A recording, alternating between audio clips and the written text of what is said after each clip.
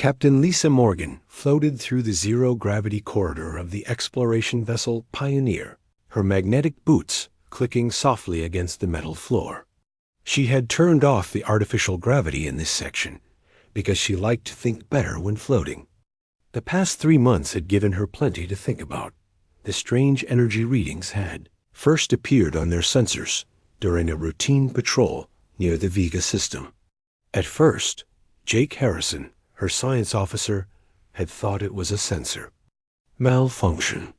But when they checked with other human ships, they all reported the same thing. Something was out there, spread across thousands of star systems, pulsing with a rhythm that made no sense. Lisa pushed off from the wall and grabbed a handhold near the observation window. Outside, the stars looked normal, just points of light against the black of space. But according to their instruments, those points of light were connected by invisible threads of energy that science couldn't explain. She heard footsteps approaching and turned on the gravity just in time for Commander Amy Chun to walk around the corner. Amy's face showed the same confusion that Lisa felt. They had known each other since the academy, and Lisa could read her friend's expressions like a book. "The Galactic Council wants an update," Amy said, holding out a datapad. "The Vardani are getting nervous. They say the energy patterns are disrupting their crystal harmonics." Lisa took the pad and scanned the message. The alien races that humanity had met 50 years ago were all reporting problems. The Kelthians couldn't navigate properly in their water-filled ships. The insect-like Zek claimed their hive minds were experiencing static. Everyone wanted answers, and they expected humans to find them. "Tell them we're making progress," Lisa said, though she wasn't sure that was true. "Has Jake found anything new?" Amy shook her head. "He's been running simulations all night. Paul Martinez from the junior science team is helping him. That kid barely sleeps." They made their way to the bridge, where the main view screen displayed a 3-dimensional map of the energy field. It looked like a giant spider web made of light, with Earth at one of the main junction points. The threads pulsed and flowed like living things. Jake Harrison looked up from his station as they entered. His eyes were red from staring at screens, but his voice was excited. "Captain, I think I found something. The energy isn't random. It has patterns that repeat every 47 hours. "What kind of patterns?" Lisa asked, moving to stand beside him. "That's the weird part," Jake said, bringing up a new display. "They match biological rhythms, like heartbeats, but stretched across light years." Lisa felt a chill run down her spine. Space was supposed to be empty between the stars, just vacuum and radiation. The idea of something biological existing on that scale was impossible. But the data didn't lie. "Run a comparison with our database," she ordered. "Check everything. Alien life signs, stellar phenomena, even old Earth wildlife patterns. Something has to match." The bridge crew worked in focused silence for the next several hours. Lisa paced behind the stations, watching her. People work. They were the best crew in the exploration fleet, handpicked for this mission. If anyone could solve this mystery, they could. It was Paul Martinez who made the connection. The young ensign had been quiet during his first months on the ship, but Lisa had noticed his sharp mind during staff meetings. Now he stood up from his station with wide eyes. "Captain, I found something in the historical archives," he said, his voice shaking slightly. "The energy pattern matches readings from Earth, from before we made first contact with aliens." Lisa felt her heart skip a beat. "What kind of readings?" Paul transferred his findings to the main screen. "Brain scans, Captain. Human brain scans. During moments of strong emotion, fear, joy, anger, love. The patterns are identical, just amplified about 1 billion times." The bridge went silent. Everyone stared at the comparison on the screen. On one side, the massive energy field that spanned the galaxy. On the other, Electrical patterns from human brains recorded centuries ago. They matched perfectly. That's impossible, Jake whispered. Human thoughts can't affect space on that scale. But Lisa was already thinking ahead. Humans had always wondered why they were different from the aliens they'd met. The Vardani were living crystals with technology far beyond Earth's. The Kelthians had evolved in the deep oceans of their world and could manipulate water in ways that seemed like magic. The Zek shared a collective mind that made them incredibly efficient. But humans had always seemed ordinary in comparison. What if we're not ordinary? Lisa said slowly. What if we've been affecting space all along and just didn't know it? Amy pulled up more data. The field is strongest near human colonies. And look at this. It's been growing stronger ever since we left Earth. Lisa made a decision. Set course for the center of the strongest field concentration. If we're going to understand this, we need to go to the source.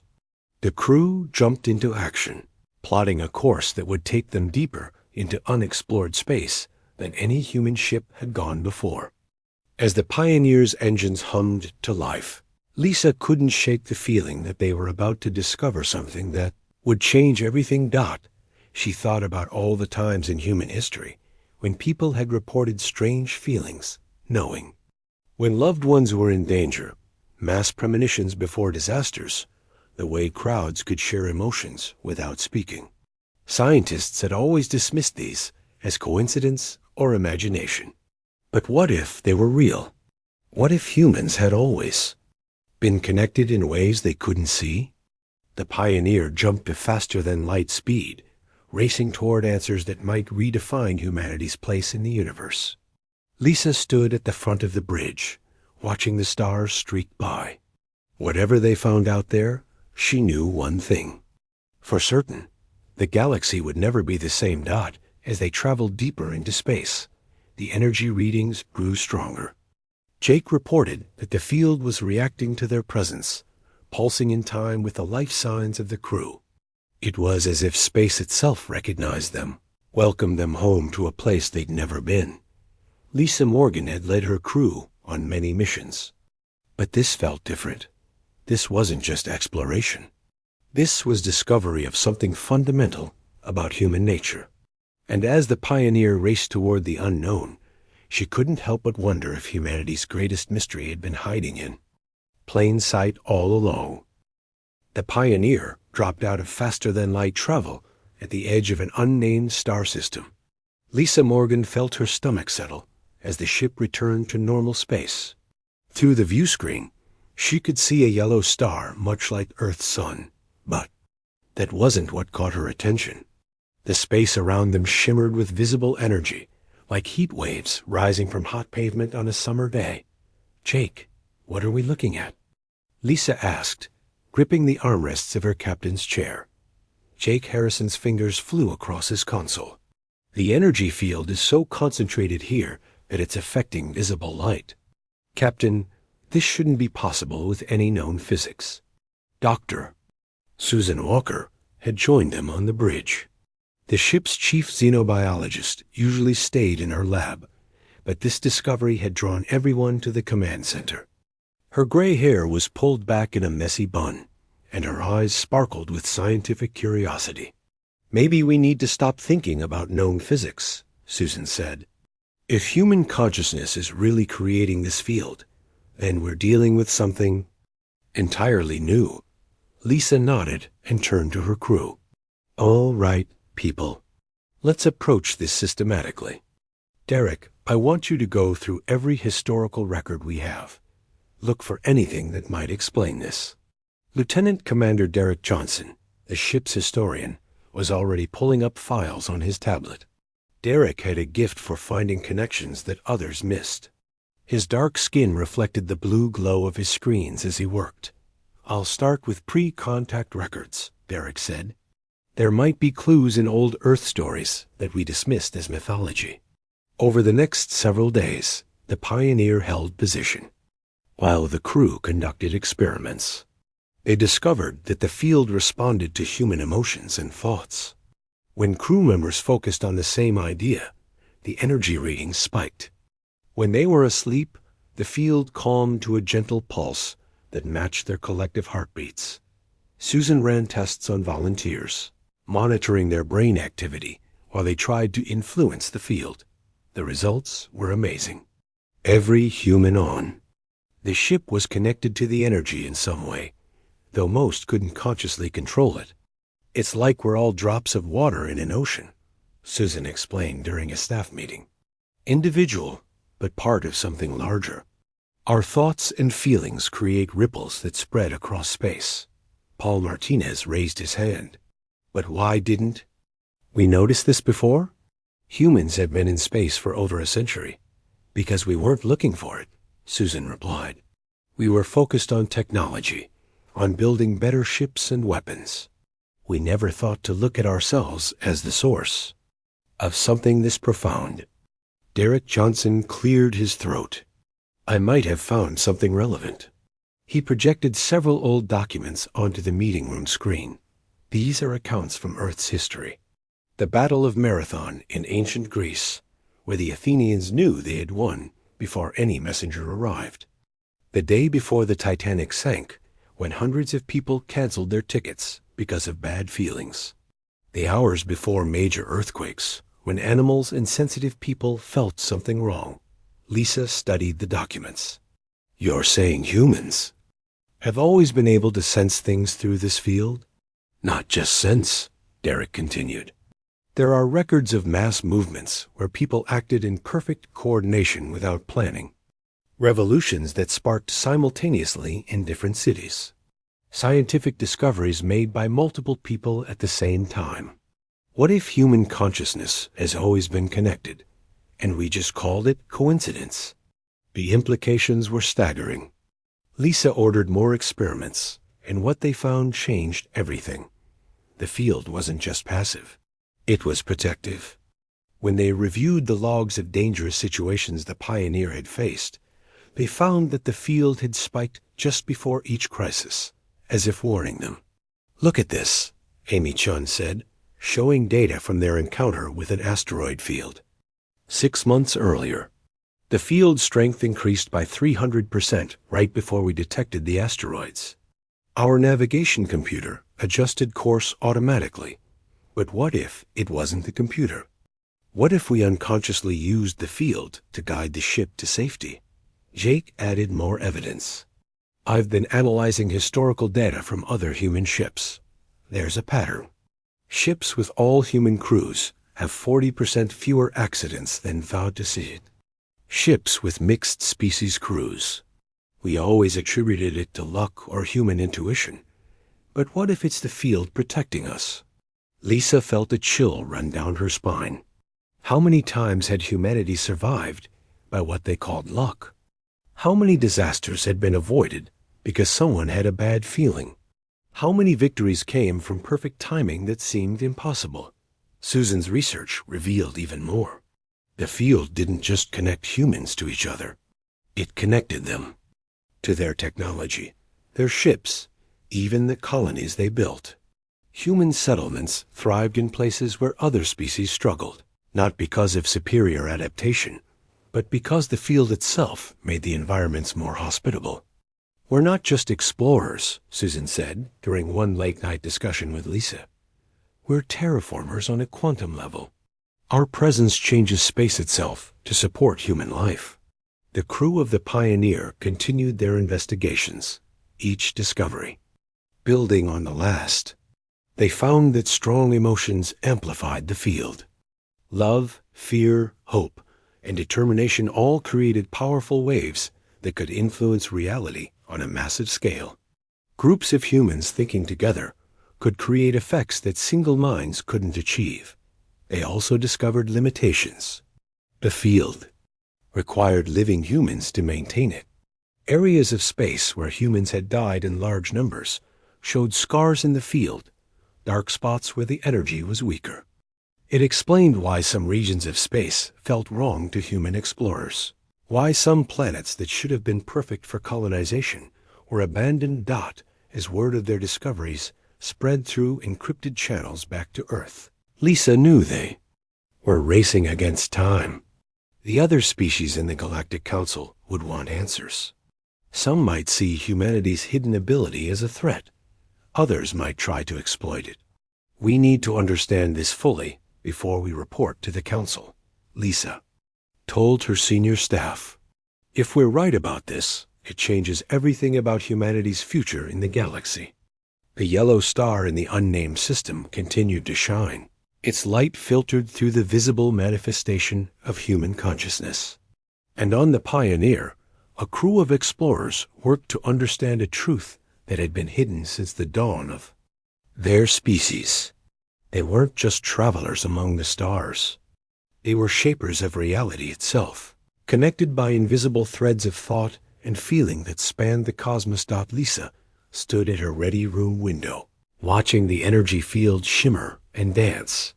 Somewhere in that beautiful, terrifying display was the answer to what made humans special in a galaxy full of wonders. And she was determined to find it, no matter where the truth might lead. The Galactic Council chamber on Station Prime was a marvel of alien architecture. Crystal spires from the Vardani homeworld supported a dome filled with the liquid atmosphere preferred by the Kelthians, while the walls buzzed with the harmonic frequencies that made the Zhek comfortable. At the center, in a neutral zone with Earth-standard atmosphere, Admiral Frank Torres stood before the assembled representatives of known space. Lisa Morgan watched the proceedings through a secure quantum link from the Pioneer. Her ship held position near Jupiter, close enough to Earth for fast communication, but far enough to avoid the media frenzy that had erupted after their initial report leaked. The Vardani ambassador's crystalline form flickered through several color patterns that Lisa had learned indicated extreme agitation. When it spoke, the translation came through in carefully modulated tones. You claim that humans have been manipulating spacetime through thought alone. This is not just unlikely, Admiral Torres. It is dangerous. Frank Torres was a veteran of First Contact, a man who had spent 30 years building bridges between species. His calm voice carried the weight of that experience. We're not claiming to manipulate anything consciously, Ambassador. Our research shows this is a natural phenomenon we were unaware of. Like a heart beating or lungs breathing, it happens without our deliberate control. The Kelthian representative floated in its liquid-filled communication sphere. Its tentacles waved in patterns that the translator interpreted as skepticism. Natural or not, the implications are severe. If human thoughts can affect reality, what happens when humans want something that conflicts with other species' needs? Back on the Pioneer, Susan Walker turned to Lisa. They're scared. Can you blame them? We've just told them that the newest species in the galaxy has been unconsciously shaping reality. Lisa nodded, but kept her attention on the council session. The Zhek Queen's representative spoke next, its compound eyes reflecting the chamber's lights. Our hive mind has analyzed your data. We confirm the energy field exists. We also confirm it has been protecting human interests. The Zek fleet that approached Earth's outer colonies in 2387 did not turn back by choice. They were compelled by a force they could not understand. Gasps and ultrasonic whistles filled the chamber. Lisa remembered that incident. The official story was that the Zek had decided Earth's colonies weren't worth the effort. But if they had been forced away by humanity's collective unconscious... Admiral Torres raised his hand for silence. I want to be clear. Humanity had no knowledge of this ability. We cannot control what we didn't know existed. But now that we do know, we take full responsibility for learning to manage it. Manage it? The Vardani ambassador's form shifted to deep purple. How does one manage the power to alter reality? What happens if humans decide they want the galaxy for themselves? On the Pioneer's bridge, Jake Harrison pulled up new data. Captain, I'm detecting fluctuations in the field around Earth.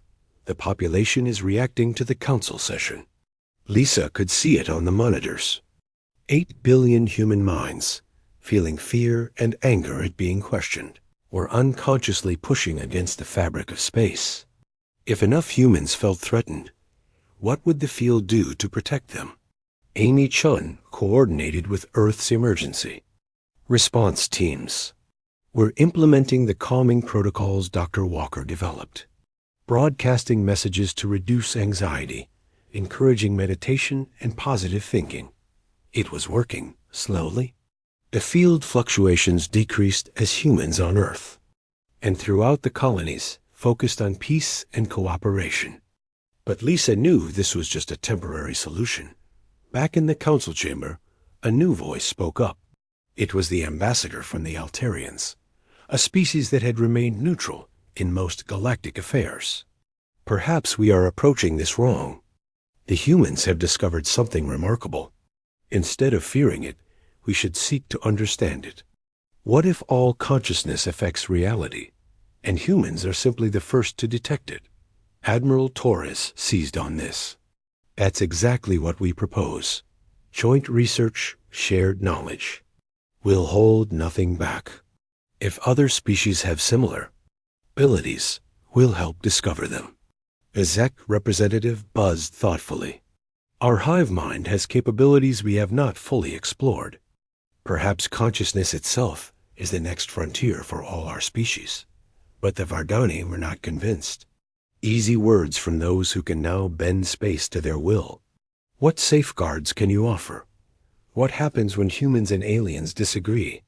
Lisa made a decision. She opened a channel to the council. Distinguished representatives, this is Captain Lisa Morgan of the Pioneer.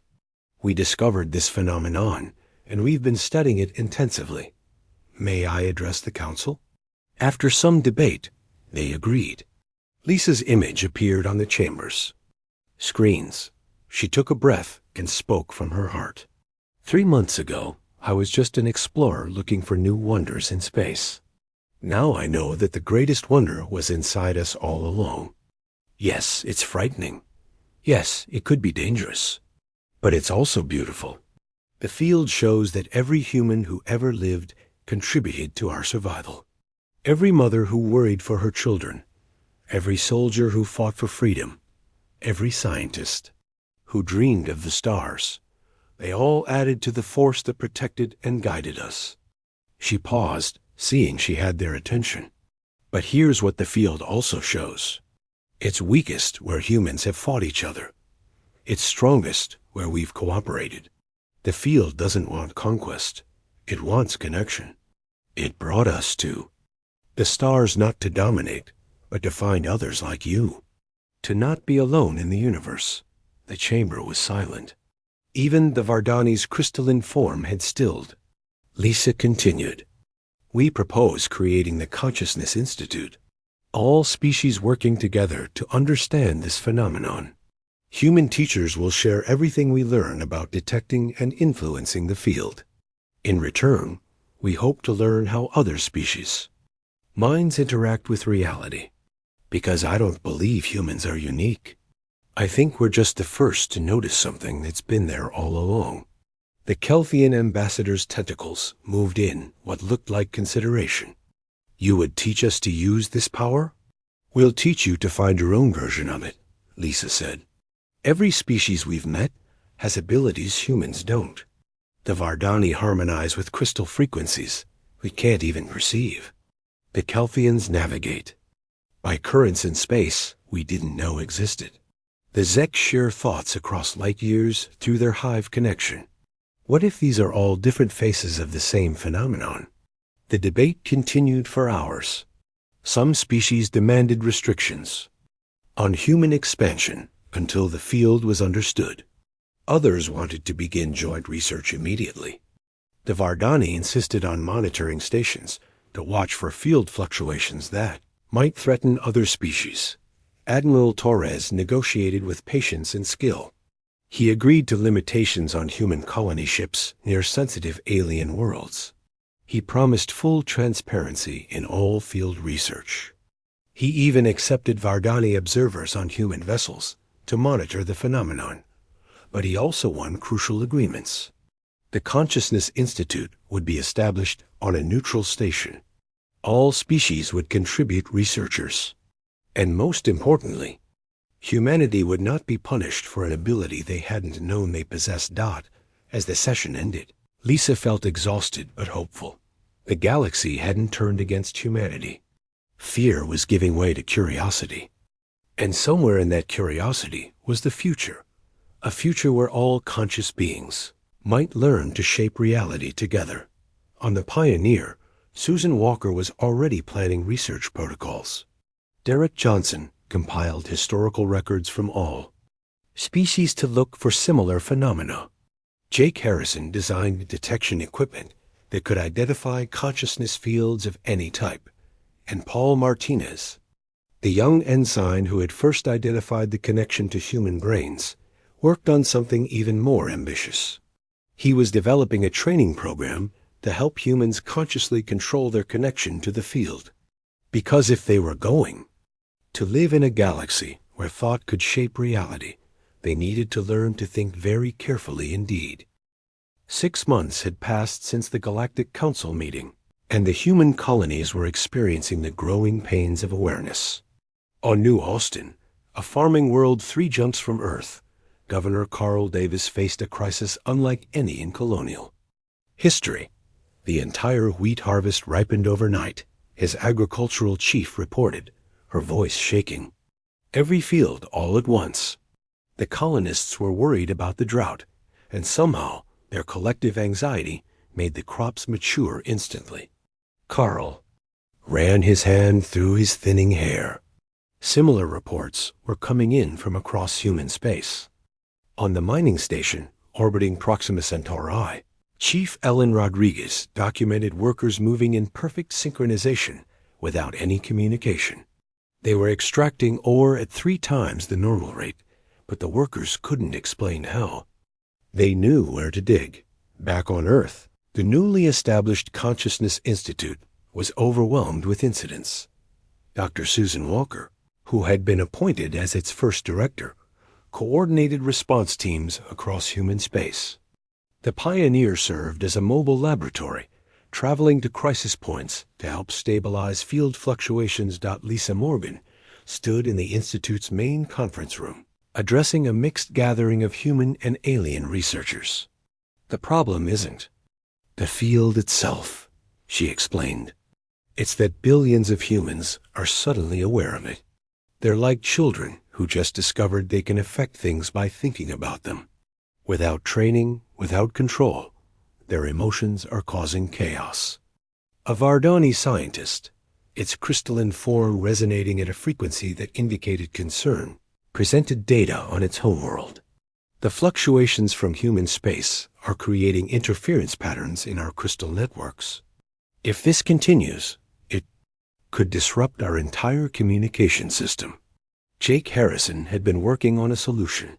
We've developed dampening fields that can localize the effects, he said, projecting technical diagrams.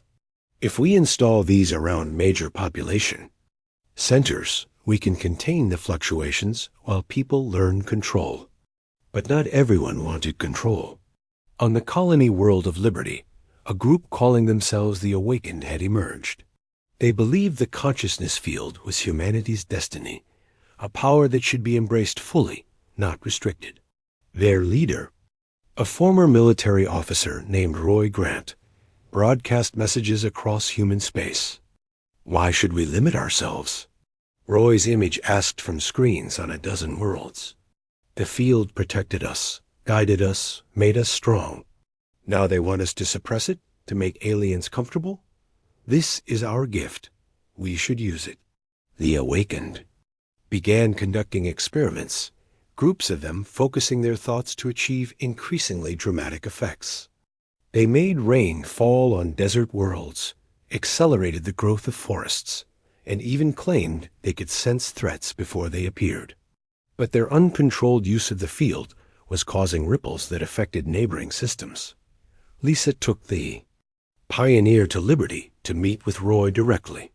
She found him in a compound where hundreds of Awakened practiced what they called focus exercises. Roy was a tall man with intense eyes that seemed to look through her rather than at her. "Captain Morgan," he said, not bothering with pleasantries. "Come to tell us to stop thinking dangerous thoughts." "I've come to ask you to think more carefully," Lisa replied. "Every action in the field has reactions. When your people made it rain here, 3 systems away, a Kelthian ocean world experienced unprecedented storms. 17 Kelthians died." Roy's expression didn't change. "That's unfortunate. But we can't be held responsible for effects we didn't intend. Should we stop breathing because it might affect air currents?" Lisa studied him carefully. She could feel the field around him, stronger than most humans she'd met. He had natural talent, but no discipline. "What if I could show you a better way? The Institute has developed training programs. You could learn to use the field without causing harm." "Your institute is run by people who fear our potential," Roy said. "You have alien observers watching our every move. You're teaching us to be weak when we should be becoming strong." Their conversation was interrupted by alarms. One of Roy's followers, a young woman named Diana Hill, had pushed too hard during a focus exercise. The field around her was spiking, dangerously, reality bending in ways that hurt to watch. Objects in the room began to dissolve and reform randomly.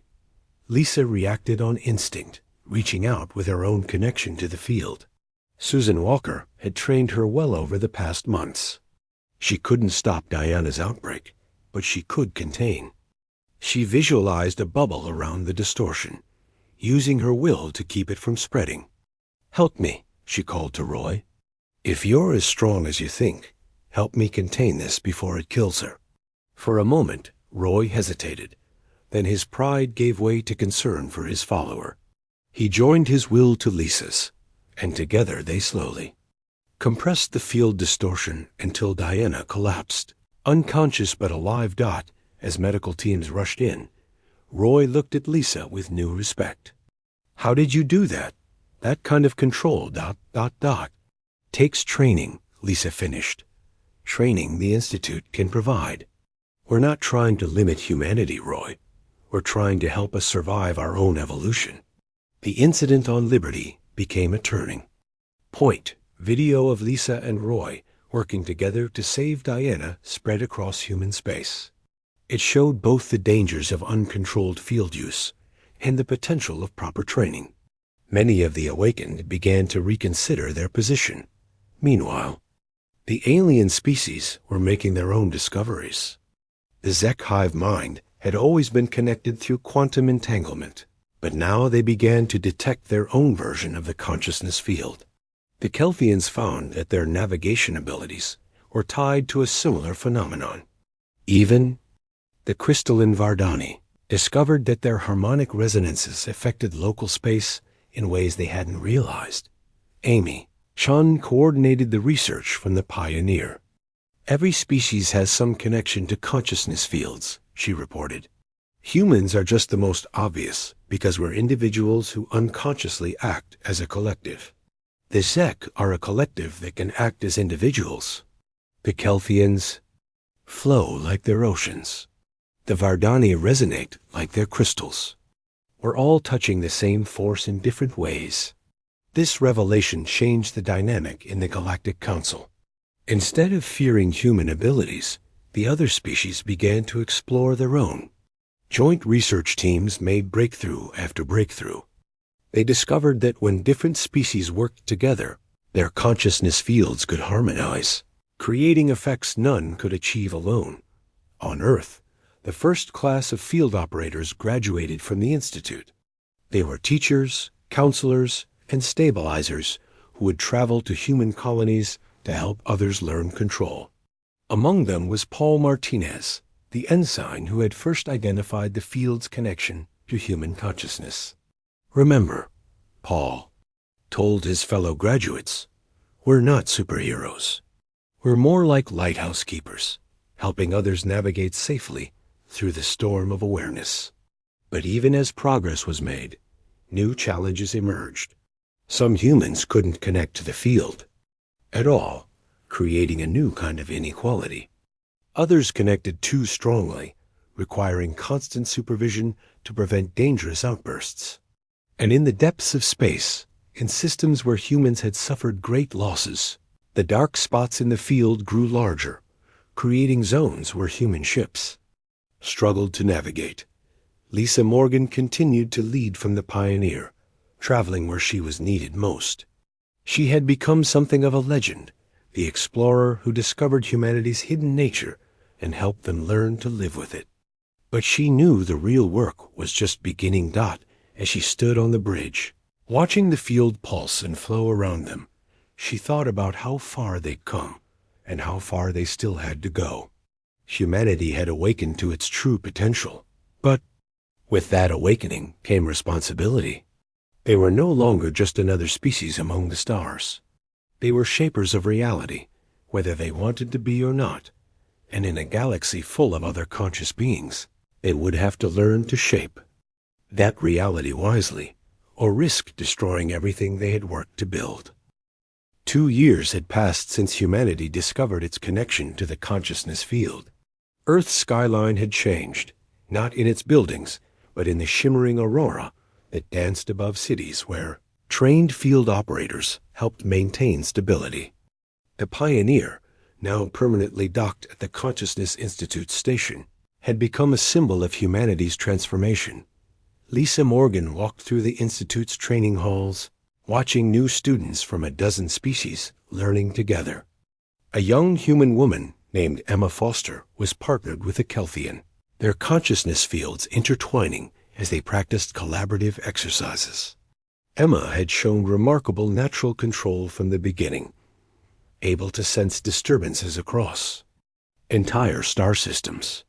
"Captain Morgan," Emma called out after the session, "is it true what they say? That you can feel the field across the whole galaxy now?" Lisa smiled at the eager student. "Not the whole galaxy, but I can sense the major currents, the places where many minds come together. It's like hearing a distant symphony when you've learned to listen." The truth was more complex. Lisa had become one of humanity's strongest field operators, but with that strength came responsibility. She could feel the collective hopes and fears of billions, the weight of their dreams pressing against reality. Some nights she had to meditate for hours just to separate her own thoughts from the tide of human consciousness. In the council chambers, Ambassador Nathan Clark addressed the assembled species with confidence that would have been impossible 2 years ago. Humanity had earned its place through demonstration, not words. Field operators had prevented natural disasters, helped locate lost ships, and even facilitated better communication between species by harmonizing their different consciousness frequencies. "The quarterly report shows continued progress," Nathan announced. "Field-related incidents are down 70%. The joint research teams have identified consciousness markers in all 7 member species, and our collaborative projects are exceeding all projections." The Vardani ambassador, whose crystalline form now showed patterns of satisfaction, responded with what passed for enthusiasm among its kind. "The harmonic resonance between our crystal networks and human field operators has opened new possibilities for instantaneous communication across the galaxy. We propose expanding the program, but success had brought new challenges. The discovery that consciousness could affect reality had philosophical implications that different species interpreted differently. The Zek saw it as confirmation of their hive mind superiority. Some Kelthians believed it proved that all existence was fluid, like their ocean worlds. Human religions had fractured and reformed around the revelation, with some calling it proof of the soul and others seeing it as pure science. Tony Lopez, one of the Institute's senior instructors, faced these questions daily in his classes. "The field doesn't care what you believe about it," he told his students. "It responds to what you feel, what you truly want in your deepest self. That's why control starts with knowing yourself." On Earth, the transformation was most visible in the younger generation. Children who grew up aware of the field showed abilities that amazed their parents. They could find lost objects by feeling their connection to them, calm upset animals with a thought, and sometimes even share dreams with their friends. Special schools had been established to help them develop these talents safely. But in the outer colonies, where field operator coverage was thin, problems persisted. Lisa received an urgent message from a mining colony in the Kuiper Belt. The workers there had attempted to use the field to locate a rich vein of rare minerals. Instead, they had created a spatial anomaly that was growing larger each day. Lisa assembled a response team, including Emma Foster, who had graduated early due to her exceptional abilities. They arrived to find space itself twisted into impossible shapes around the mining station. The workers, led by a foreman named Greg Mason, were terrified. "We just wanted to find the minerals faster," Greg explained, his voice shaking. "We all focused on it together, like they taught us in the basic course. But something went wrong. It's like we tore a hole in space."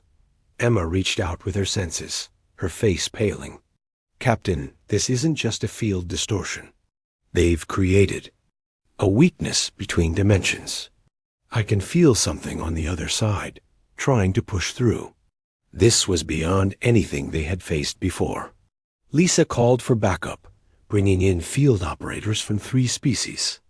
Together, human, Kelthian, and even a young Zek who had separated from the hive mind to study individual consciousness, worked to repair the damaged dot.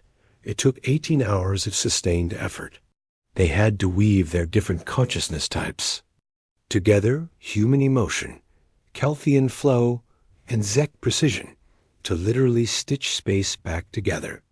When it was done, they had not only fixed the anomaly, but created something new, a patch of space that was more stable than before, resistant to future distortions.